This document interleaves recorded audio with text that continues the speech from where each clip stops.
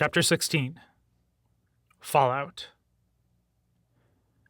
We scavenge everything we need, piece by piece if we have to, and bring some salvage we don't need back to the site. The Amaya will investigate from above, but they won't look too closely. Circa 19 days, 30 hours, since the assassination of rebel leadership. Uchantu sprinted through Wolfden's halls toward the main hangar. She'd left the speeder with Naruna and Arena outside in one of the depressions and had already told the guards about the wounded and dead. The alarms blared down the stone halls, which meant Luhuta and the other pilots had made it back. Uchantu's heart pounded. Sweat made her clothing stick to her skin as she ran. It wasn't from the heat, but from the adrenaline rush and subsequent crash after combat.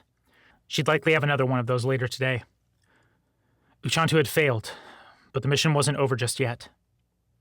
When she burst into the hangar, Uchantu found all 3 transports with their landing gear down, ramps deployed.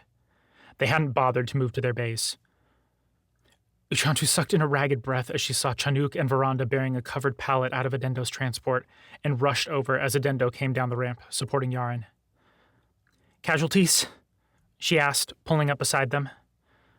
Both frowned at her. "Indu and Bavlos are dead," Yaren said, wincing. His voice was ragged. "No talking," Adendo admonished. He turned to Uchantu, then nodded toward Yaren.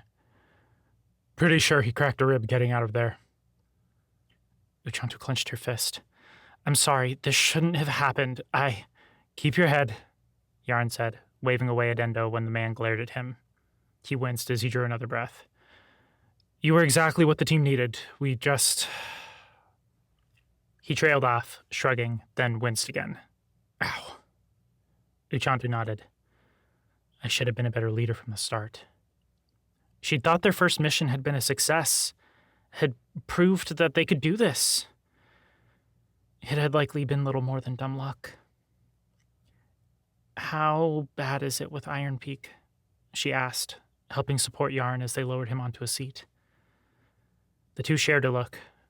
Adendo rested his hand on Yaren's thigh. "Bad," Adendo said. Yaren and his team secured a few pieces of equipment and saved a few of the sympathizers that were worried they would be found out when the soldiers came.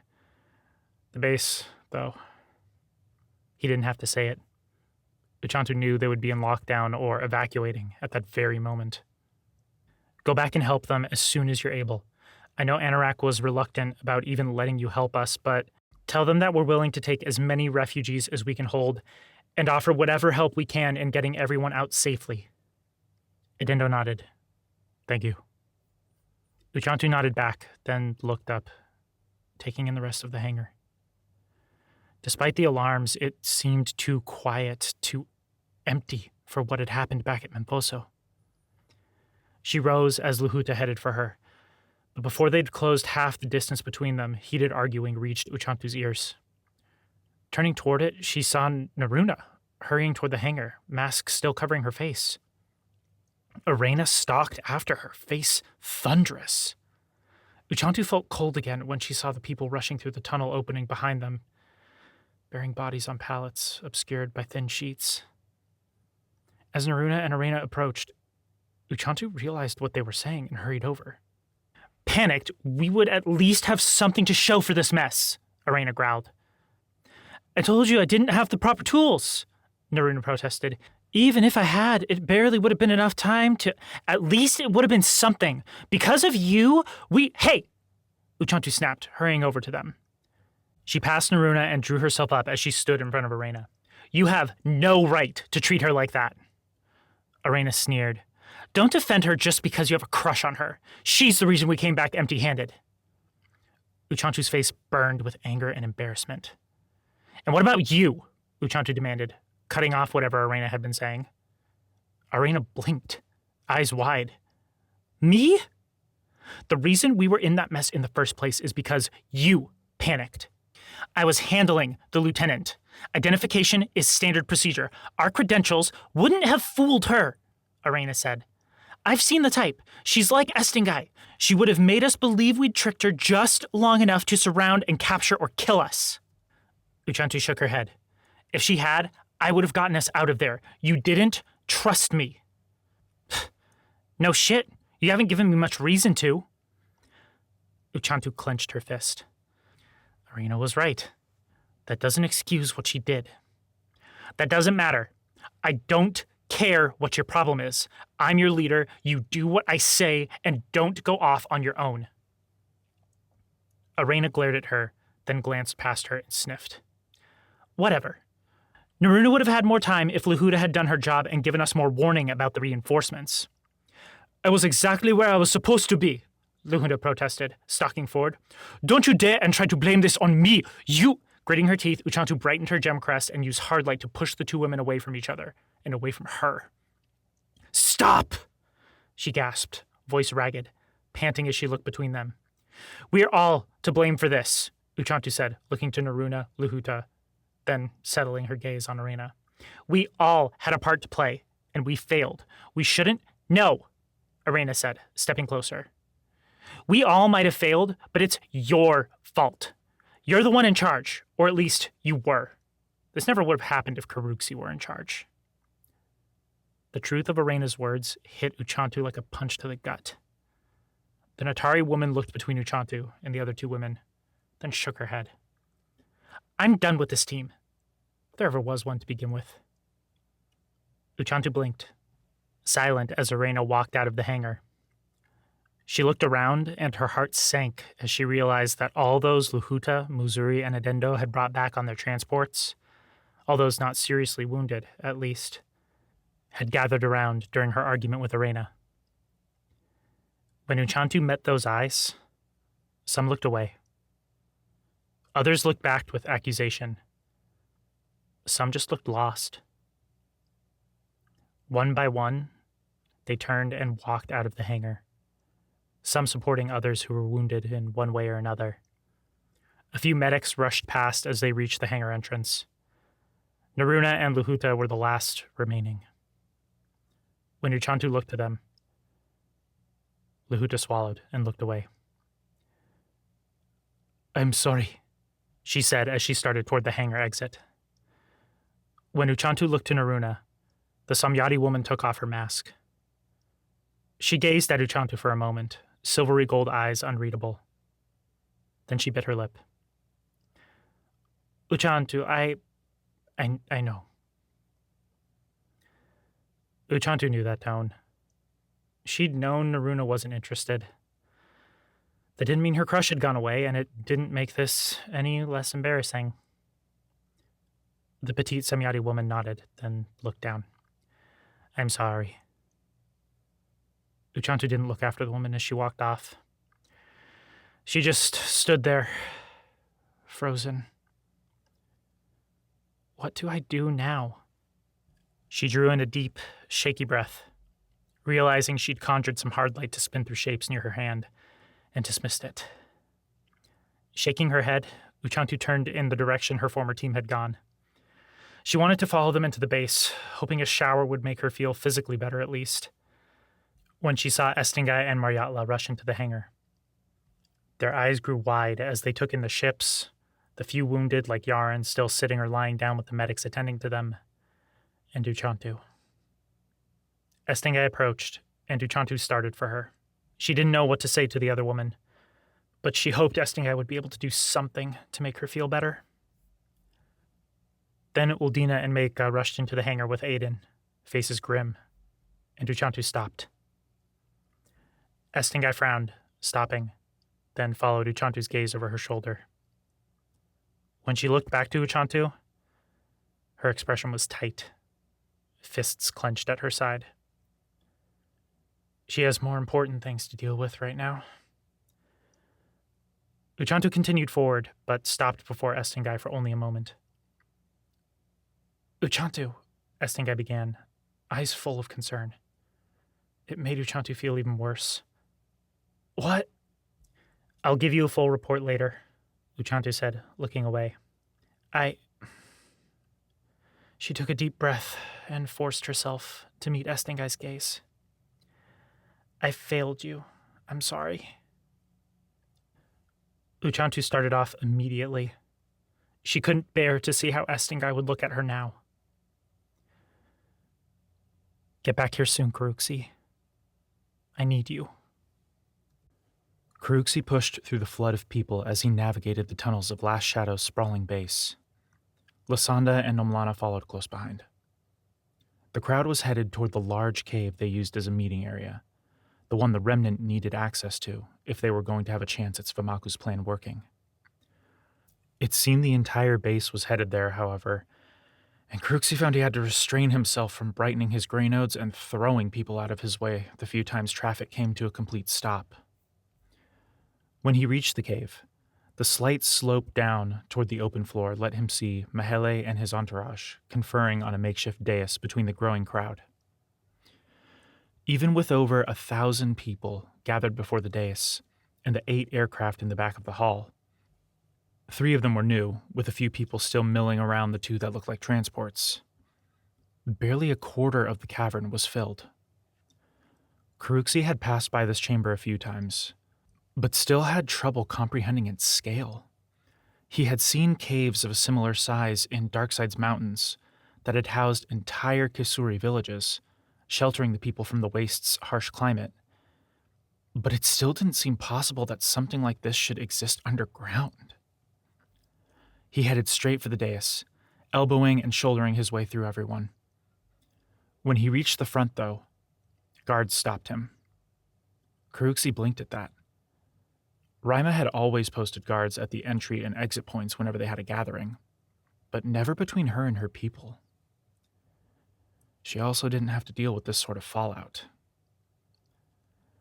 Karuxi had also never seen his former commander in such bad shape as Mahele. "I need to speak to Mahele," he told the closest guard, a man named Nobuda, by the mark on his mask. "I think I know what's going on, and I might be able to help."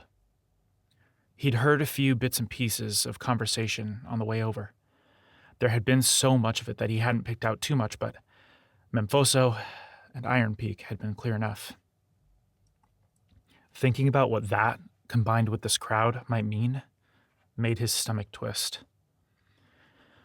"Auroras, please let Uchantu be all right."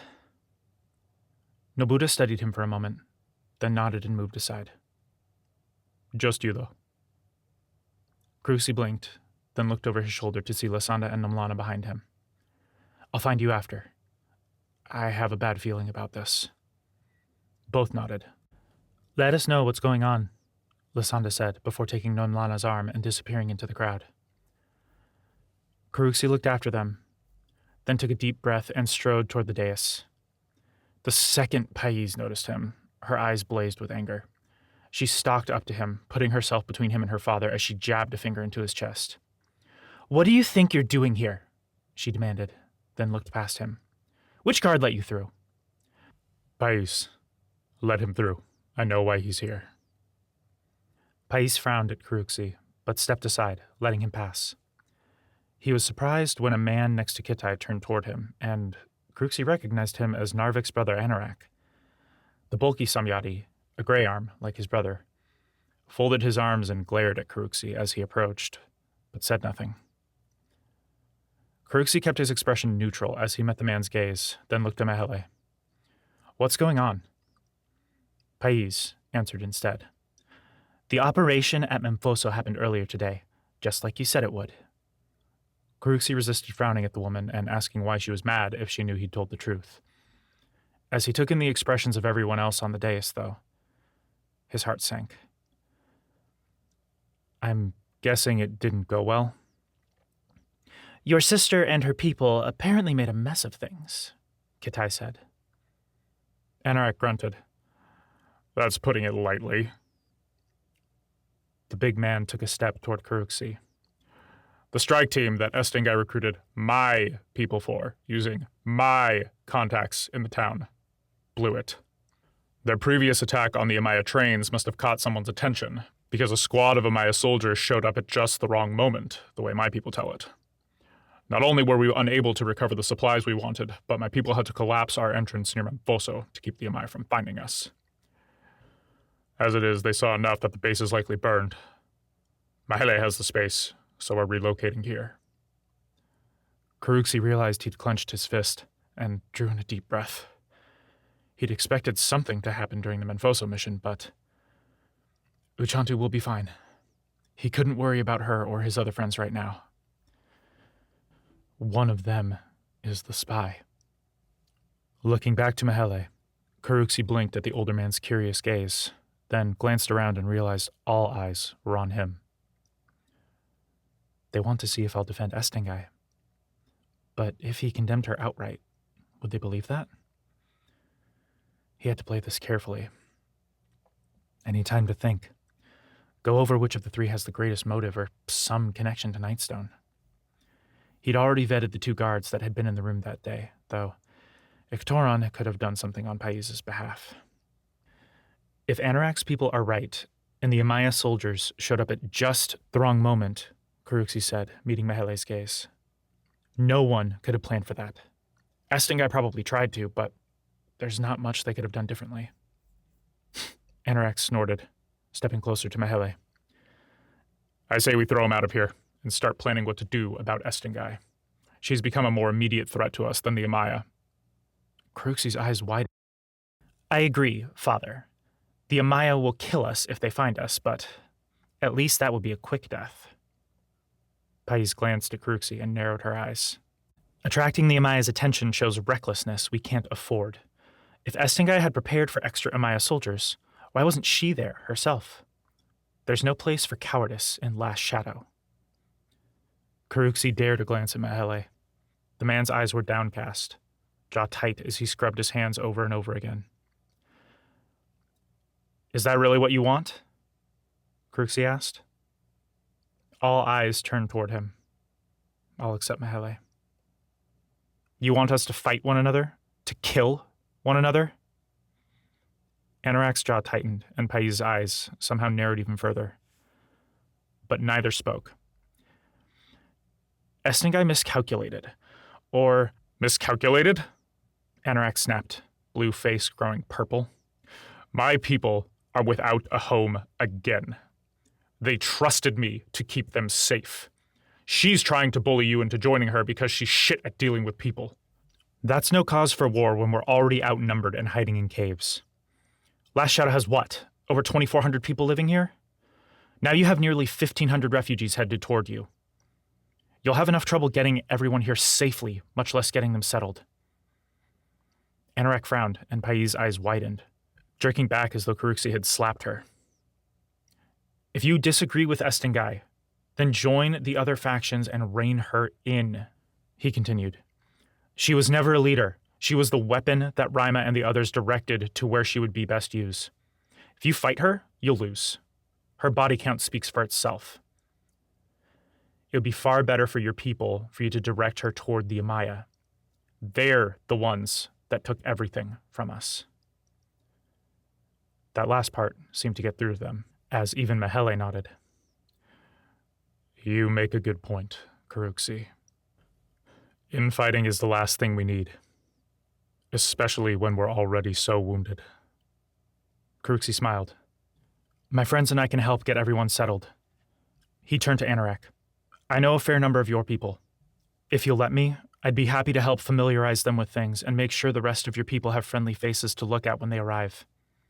After that, I can help make sure everyone gets here safely and we retrieve any resources you had before the Amaya finds them. Anorak blinked, studying Karuxi with a frown, but nodded. That would be a great help, though you'll understand if I want a few of my people with you. Karuxi nodded. Of course. Thank you, Karuxi, Mahele said. I think I'll send a few people with you as well. Please seek out Kitai if you need any help with that. Of course. I'll go get started, unless you need anything else from me. Mahele and Kitai shook their heads. That is all, Karuxi, the woman said. Like Mahele said, let me know if you need any help. As Karuxi nodded, then turned back to the crowd. It had thinned a bit after so long with no announcement, though Anorak's outburst had likely carried enough that most had heard what happened. He heard Pais and Anorak start speaking of resources and if they might be able to scavenge anything from around Menfoso, while Mahele and Kitai continued discussing what to say to the gathered crowd. Karuxi tuned that out, then fell into a trot once some of Mahele's and Anorak's people stepped in around him. This is bad. He diffused that situation, but didn't know how many more times he could do that before Mahele's goodwill ran out. I need to step things up. Find the spy, spread some talk about Estingai, and get back home. He just hoped Estingai and Uchantu would still be okay when he got back. For now, though, he turned to one of the guards and smiled, extending a hand. Kruxi, what's your name? Estingai stood in Frozen Phantom's command room with Maryatla and the other faction heads as they went over the casualties they'd sustained, but heard none of it. I failed. I'm sorry. Uchantu's words, the defeat in her voice, filled Estingai's head.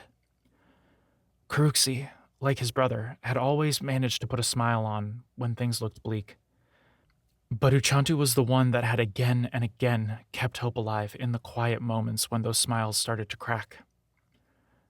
If even she feels broken, how can I possibly? Estingai! Estingai blinked, shaking herself as she turned to Maryatla. The woman wore a stern expression, orange gem crest sparkling above her eyes. But Estingai could see how worn she was, too. Have you been listening to any of what we've said? Estingai frowned, shaking her head. Heat rose in her cheeks, but at the moment, the weight pressing down upon her overwhelmed any embarrassment. Sorry, what was it? We've gotten a few reports from Iron Peak, Aiden said, voice grim. They sent a speeder to us, partially to recall their people from Uchantu's team, and to let us know that they're through with us. They provided rough reports of the wounded and supplies they had to abandon as well, Uldina said, looking over a datapad. Estingai winced, looking back to Maryatla. How bad is it? Mika snorted. Terrible, if that even comes close to describing that. Iron Peak is burned, as are our contacts in Menfoso, and probably everywhere else on the continent. Iron Peak is evacuating to Last Shadow to join Mahele and his people. A few have come here, and I'm assuming those on the team you assembled will stay here, but I can't see how your vision of unifying us will ever come to pass now. Estingai clenched her jaw, as angry as it made her. She knew Meika was right. She met the woman's eyes, then looked to Uldina. And you two? Will you be leaving as well? Uldina folded her arms over her chest, giving Estingai a flat look. Like we have anywhere to go. Iron Peak will blame us for this as much as they blame you. Estingai looked to Meika and blinked. The woman's eyes burned. That depends on you. Estingai frowned. What do you mean? You're not committed enough, she said. You take charge one moment, then want nothing to do with us the next. That's not how this works. It's all or nothing. We can't afford anything else. Estingai blinked, about to ask the woman what right she had to make a demand like that, when Aiden spoke up. I agree. Estingai straightened, tense. She looked to Maryatla. The woman said nothing, but Estingai knew she agreed as well. Meika sniffed. I'm going to go check on my people while you mull that over. Uldina nodded as Meika walked out of the room. I should do that as well. The aides followed, and silence stretched for a moment before Maryatla looked to Aiden. Can I have the room? Aiden raised an eyebrow, then glanced at Estingai and let out a sigh before starting toward the door and waving for his assistants to follow. Maryatla waited until the heavy metal doors shut behind him to turn her gaze on Estingai. Do you see a way out of this? Estingai winced. Maryatla sighed. I didn't think so. You talk about this mysterious plan you and Sfamaku had to unite us into the Remnant to get us off Ephraimani, but first we need... It wasn't my plan! Maryatla blinked at the outburst, and Estingai realized her heart was hammering at her chest. blood pounding in her ears.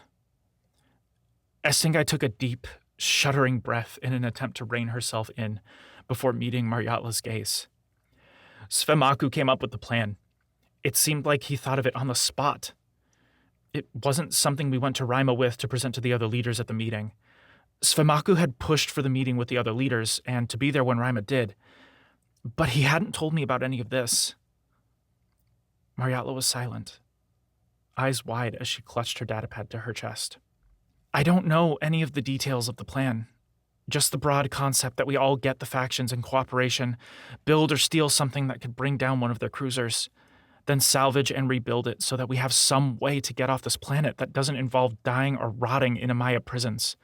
I'm just trying my best to find a way out, and I don't see anyone else doing any better. Maryatla frowned. I believe you. Maybe we've all been relying too much on your legacy to get us through this, and I apologize for that. Estingai blinked.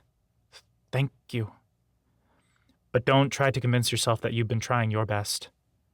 Estingai recoiled as if slapped. Are you? I don't know what it is, Maryatla said, cutting her off. I don't know if you're in your own way because you're just scared to fail, or if losing Svemaku really just broke you, but don't try and convince me that you've been giving your all the past few weeks. Maryatla took a deep breath. You might not think so, because you have Koyatere and Matsanga to compare yourself to. But your name reached normal people like me. You're one of the Knights Reborn, Estingai. The stories I heard of you were those of a woman that would not be stopped. When something got in your way, you either regrouped and attacked from another angle, or you smashed through it and kept going. I thought when you came back with the Lightforged armor.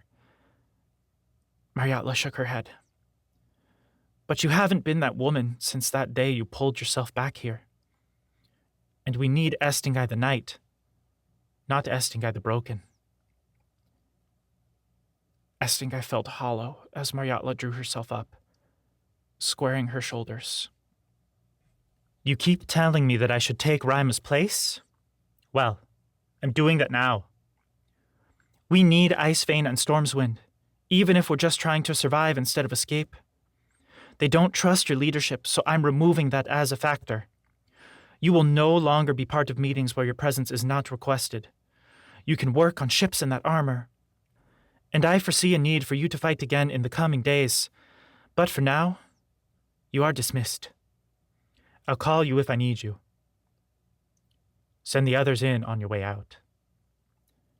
Maryatla waited, and Estingai, dazed from the sting of her words, stumbled out of the command room and down the hall as her legs threatened to crumble beneath her.